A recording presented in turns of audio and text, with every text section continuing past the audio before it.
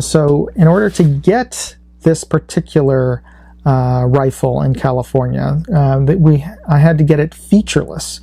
They had to pin the last 2 adjustment slots for the stock. The other main change that they had to do was they had to put a Kydex wrap around the grip. So the issue with having a featureless Sub2000 and having the Kydex wrap around the grip isn't so much that having to put your thumb on, not being able to put your thumb around the grip. It's just because of the design. It's essentially a pistol that's been extended out with a stock and a 16-inch barrel. But because it's a pistol design, the ejection port is right over the grip, just like in where the ejection would occur in any semi-auto pistol.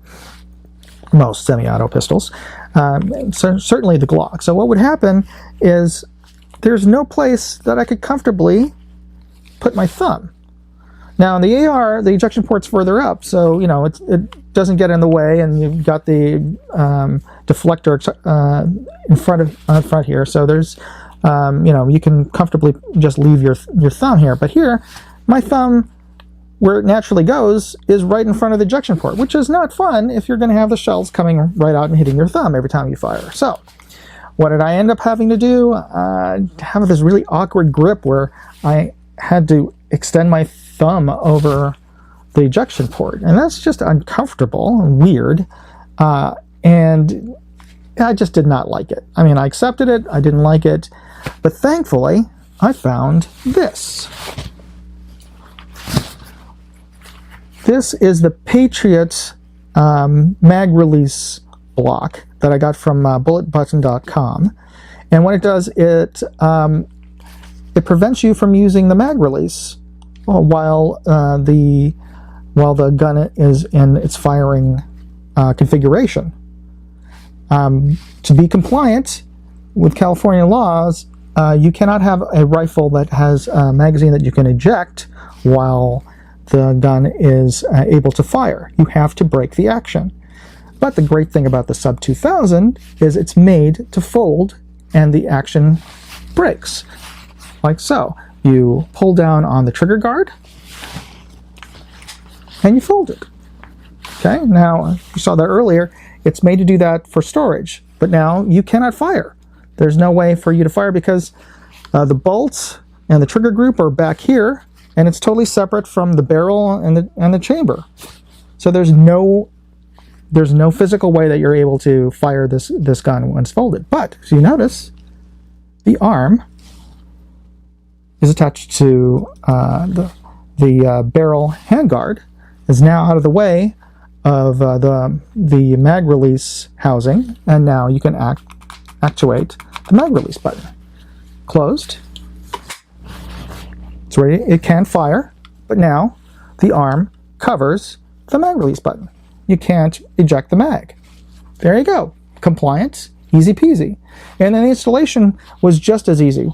Now, let me show you here. The handguard is kept together with a set of hex screws that go in through here, go through the molded handguard, and come out. And if you can look, I don't know if you can see closely in there, Kel-Tec molded the handguard so that there's a little hexagonal shaped cavity there which holds the nut in place, so that when you put in the screw, the nut doesn't rotate as you tighten up the screw into the nut. Okay, so you unscrew. What you do is you unscrew the original screws that are in there, and then you install the arm part of the Patriot, and then you screw in. You put their screws there, which are longer, and you replace them. Now, they don't specify how you're supposed to put the screws in, and presumably you would put them in the way they were originally configured, with the screws going in this way. But what I found was that then the nuts were sitting on top of here, and you had to get a pair of pliers to keep them from spinning as you were tightening the screws in.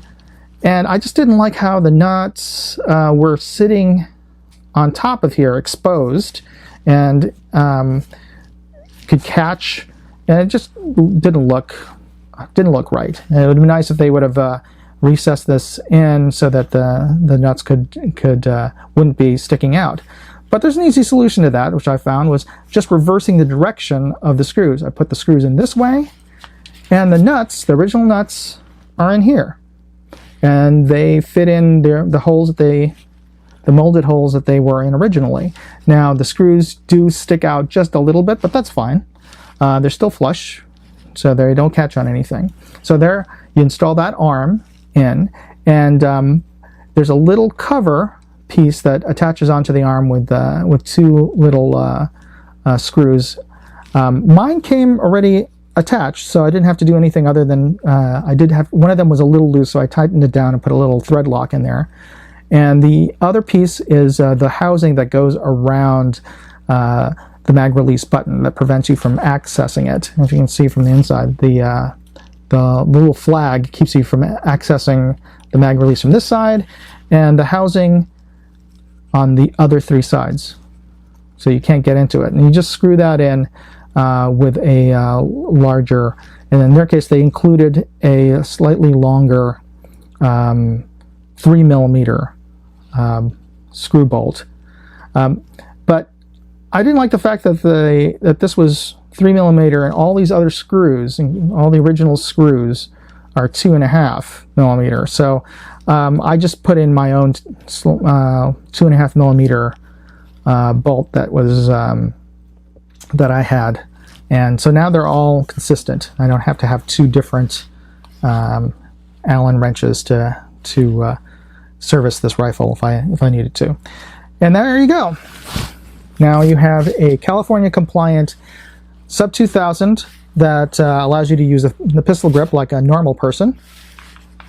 Comfortable and compliant. Well, I hope you liked this video. I hope it was helpful. And if I'll include the link to the Patriot in the description, and you can pick that up from. I've only really been able to find it from one online retailer, but whoever designed this thing, great job.